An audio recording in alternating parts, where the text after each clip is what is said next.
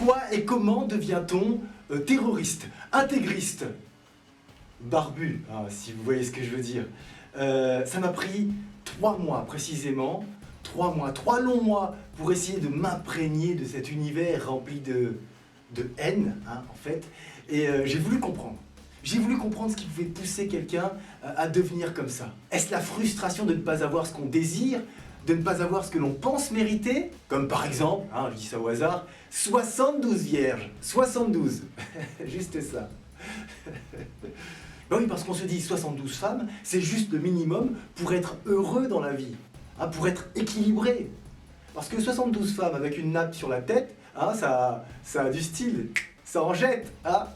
Et alors, si en plus ces 72 femmes peuvent avoir comme simple objectif assouvir mes pulsions sexuelles, ou éventuellement me faire à manger, ou éventuellement, je sais pas moi, nettoyer la maison.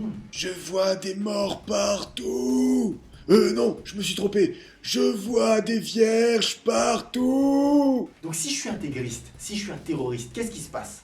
Je vais aller prier toute la journée, et puis quand je vais revenir à la maison, j'aurai faim, parce que c'est hyper énergivore tout ça.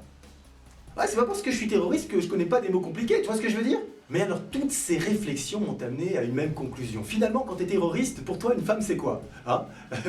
C'est une poule. Voilà, c'est une poule. Tu vois, une petite poule comme ça. C'est mignon, une petite poule. Pourquoi une poule? Parce que une poule, ça te dit jamais non. Une poule, ça ne réfléchit pas. Une poule, ça n'a pas d'opinion. Une poule, elle dit toujours oui quand il s'agit de passer à la casserole. Jeu de mots de terroriste. Parce qu'une poule, elle est là pour assouvir nos pulsions à nous, les terroristes. Exactement. On a faim, on la bouffe. On a envie de ken, on la ken. C'est ça la vie d'un terroriste. C'est cool. Alors oui, tu as raison, hein, j'aurais pu utiliser un autre exemple que la poule, j'aurais pu prendre la vache par exemple, parce que c'est exactement du même ordre. La poule, qu'est-ce qu'elle fait quand elle est tranquille, tu vois? Elle fait cote, cote, cote, cote, cote, cote, comme ça. Et la vache, elle fait me, tu vois? Elles sont tranquilles, toutes les deux, dans leur coin, elles font chier personne. Et nous les hommes, eh ben on s'est dit, comme elles sont trop gentilles, eh ben on va les bouffer, on va les passer à la casserole. Voilà. Et je parle pas de terroristes, hein. Non, je te parle juste de mecs comme toi et moi. Oui, parce que nous, les hommes, on a un problème avec tout ce qui est gentil et mignon, tu vois. Par exemple, des poussins entiers et vivants. Nous, on les prend, on les place dans des machines et ils se font broyer comme ça. Comme ça, on en fait des nuggets. C'est bon, les poussins. Ils sont cons aussi d'être mignons. Ils sont trop cons. Alors revenons-en quand même à nos moutons, enfin à nos poules dont je vous parlais tout à l'heure, puisqu'il est question quand même des 72 vierges du mec terroriste, tu vois, du barbu quoi. Alors les gars, je sais qu'on n'a pas les mêmes références littéraires, mais je vais vous expliquer un truc. Les femmes viennent de Vénus et les hommes viennent de Mars. Qu'est-ce que ça veut dire? Ça veut dire que vous aurez beau la taper, hein, votre poule, vous aurez beau lui mettre de l'acide sur la figure, la traiter de chienne, vous aurez beau faire tout ça, hein, ça ne marchera pas. Pourquoi? Parce que vous devez quand même vous mettre à sa place à la base. Vous devez vous imaginer qu'à un moment ou à un autre, elle doit avoir une raison de vous aimer. Hein? Je veux dire, t'as beau la forcer, mais une femme, c'est un être humain. Tu vois, c'est pas une poule. Encore qu'une poule, des fois je me demande si elle n'est pas plus humaine que toi, tu vois. Bref, si vous ne faites pas l'effort de la rendre heureuse, eh ben vous allez ramer, hein. Tu vas ramer, hein. À ramer, hein. À ramer, hein. Il y a du Jésus dans mon texte. Il y a du Jésus, alléluia. Je sais pas ce que j'ai là, j'ai un sentiment avec cette barbe d'amour pour mon prochain. J'aime mon prochain comme je ne l'ai jamais aimé. Non mais sincèrement, tu penses vraiment que je me dis que comme j'ai de la barbe maintenant, ma femme fera tout ce que je veux, hein? Ça serait trop facile, ça serait trop beau. Donc sérieusement les gars, Spartiates, écoutez-moi! Enfin je devrais dire Savate parce qu'à la Réunion on n'a pas de Spartiates, nous on marche avec les Savates. C'est tout aussi cool, hein, je vous rassure. Savate, rejoignez-moi dans mon combat. Ahou!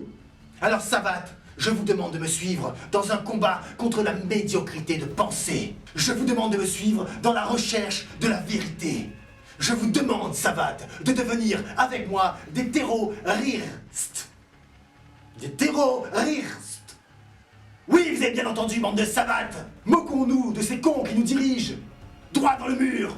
Faisons tout exploser. Oui, explosons de rire. Parce que sans ça, notre vie deviendra barbante. Explosons de rire quand quelqu'un menacera notre joie de vivre. Explosons de rire quand quelqu'un menacera notre paix intérieure. Explosons de rire quand quelqu'un viendra nous raconter n'importe quoi juste pour nous diviser. Explosons de rire quand quelqu'un nous parlera de capitalisme, de croissance, de terrorisme, de vie après la mort, puisque c'est la même chose, ce n'est qu'un point de vue. Explosons de rire parce que le rire, c'est la vie. Le rire, c'est la liberté. Le rire, c'est passer au-dessus de tout ça. Le rire, c'est humain. Le rire, c'est la paix. Le rire, c'est la vie. Le rire, mes chers savates, mes amis, c'est l'amour. Le rire, c'est l'amour.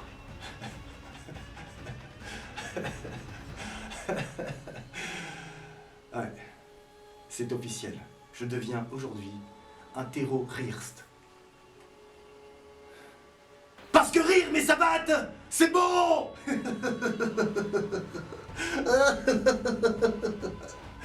Ah, je coupe, c'est bon.